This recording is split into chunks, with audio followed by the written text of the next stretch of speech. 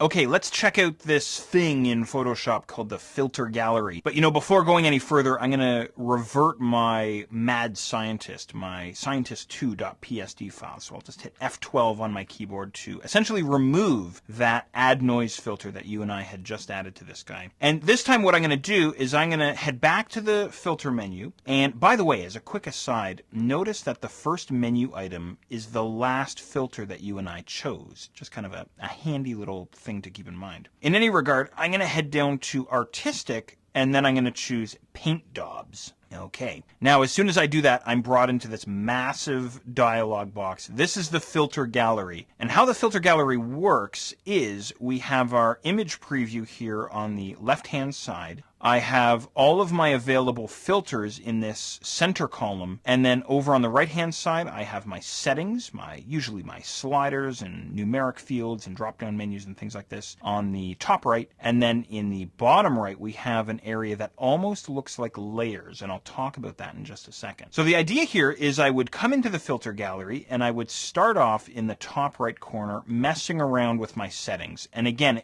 it's all really up to you, whatever you think looks good. Right? So maybe myself, I'll reduce down my brush size. Maybe I'll bring this down to about 6. And maybe I'll drop down my sharpness down to about 10 or 11, something like this. Now, obviously, as I'm making my adjustments here over on the right, you can see the image preview on the far left is updating, right? Neat. It's pretty cool stuff. But what I can do now is I can go and add in additional filters. Check this out. Over in the bottom right corner, what I'm going to do is I'm going to click on this little icon here, a new effect layer. Go ahead and click on that guy. And now I have 2 instances of Paint Daubs. But I don't want 2 instances of Paint Daubs. I want watercolor on top of Paint Daubs. So I have the topmost layer effect selected here. And then over in the center column, I'm going to go and choose watercolor. Or, I could go through all these different options and go and find a different filter to actually apply in addition to Paint Daubs. So in other words, I can actually stack filters one on top of another.